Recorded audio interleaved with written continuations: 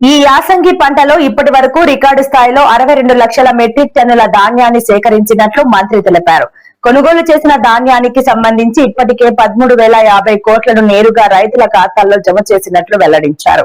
అకాల వర్షాలకు తడిసిన ధాన్యాన్ని సైతం ప్రభుత్వం కొనుగోలు చేస్తున్నదని, రైతులు ఆందోళన చెందవద్దని ఉత్తమ్ కుమార్ రెడ్డి భరోసా ఇచ్చారు.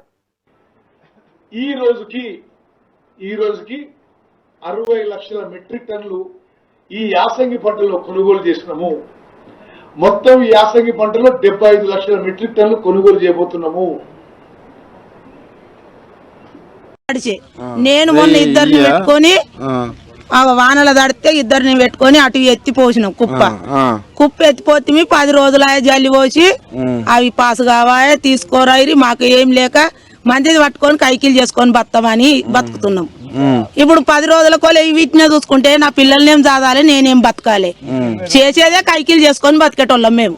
మాకేం జాగలేదు, భూమి లేదు, మంది చేసుకొని బతికేటోళ్ళం. 12,000 ఇడిసబెట్టి 10 రూపాయలు సుతే తెలియదు మాకు. కైకిలి మాకు ఏం భూమి లేదు, ఏది లేదు. సత్య బొంద పెట్టనికి సుతే లేదు. కైకిలు చేసుకొని బతికేటోళ్ళని చూస్తే ఇదే నాశనం చేయబట్టాడు. మీలాంటి పేదోళ్ళకి కాంగ్రెస్ వచ్చినాక ఏమైనా లాభం జరిగిందా? ఏం లాభం లేదు, లాభం లేదు, మాకు ఏది లేదు. చేస్తేనే కైకిలి. ఈ ఒడ్లను మంది చేసుకొని బతితే ఒడ్లను చూసుకుంటా 10 రోజుల కోలే ఇన్నే ఉండబడితే 15 రోజుల కోలే. మరి ఇక మాకు ఎట్లా బతుకుతాం ఏం కథ? కౌలు చేసినావా? కౌలుకు చేసుకొని బతికేటోళ్ళు. యూరియా దొరికిందా? ఊరియా లేదు, ఏం లేదు. లైన్ నాదో 10 రోజులు తెల్లని దాకా వద్దాక నిద్ర లేకుండా లైన్ కట్టు రోడ్డు మీద. తాగినోడు తడిపినోడు వచ్చి గుద్దుకుంటా పోవుడు, లారీలోడు బండ్లోడు. నైట్